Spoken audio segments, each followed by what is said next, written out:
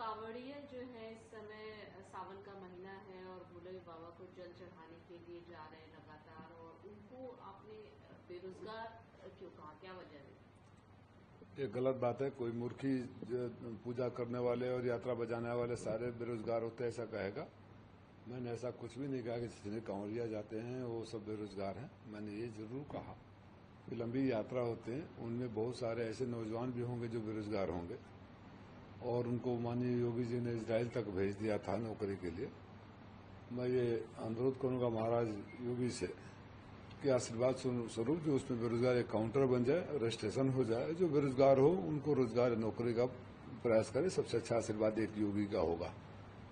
मैंने ये तो नहीं कहा कि जितने भी मंदिर जाते हैं, जितने भी धार्मिक स्थलों पर जाते हैं सब, मैं भी जाता हूँ तो मैं क्या बेरोजगार हूँ? मैं भी जाता हूँ, मैं तभी मंदिर में बेरोजगार नहीं होता। इसको एक हिस्से को चला देने से नहीं होता। ये जरूर कहा हूँ और अभी भी रिपीट कर रहा हूँ कि चूंकि यात्रा लंबी होती है, आजकल के कस्बों की जिंदगी में कामकाजी लोगों को उतना फुर्सत नहीं होता है। इससे मुझे लगता है कि उसमें जो बेरोजगार होंगे वो थोड़ा और ज्यादा मात्रा में होंगे, तो उनका रजिस्ट्रेशन कराकर उनको योगी जी हैं, मुख्यमंत्री जी हैं, प्रभु भोलेनाथ के नाम पर रोजगार या नौकरी का आशीर्वाद दे दें। ये कहना और ये कहना कि जो कंवरिया जाते हैं सब बेरोजगार होते हैं, ये दोनों बातें अलग है। लेकिन जो जा रहे हैं, जो युवा हैं, आप ये मानते हैं कि वो ज्यादातर उनसे बेरोजगार हैं? नहीं, देखिए मैं की बात कैसे आपको?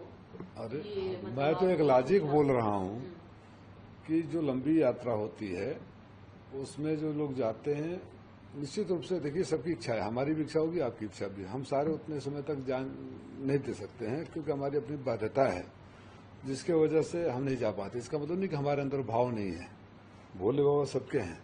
लेकिन जो जा रहे हैं, अगर मैंने उसमें नौजवानों को रोजगार की बात कह दी तो इतना उसमें विरोध क्यों? क्या रोजगार मांगकर, नौकरी मांगकर, योगी जी से आशीर्वाद मांगकर मैंने अपराध कर दिया? उन्हीं नौजवानों में से तो इजराइल भी गए थे जब युद्ध चल रहा था, उनके घर वालों पर क्या बीत रही थी। मैं क्लैरिटी के लिए फिर कह रहा हूं कि जितने धार्मिक, चाहे कोई भी धर्म का हो, जाते हैं, इसका मतलब नहीं कि वो बेरोजगार होते हैं, इसका मतलब वो नहीं होते। ये यात्रा जो लंबी होती है और ये अन्य धर्मों पर भी लागू होती है, ये सिर्फ हिंदू धर्म पर नहीं लागू होती है, अन्य धर्मों पर भी लागू होती है।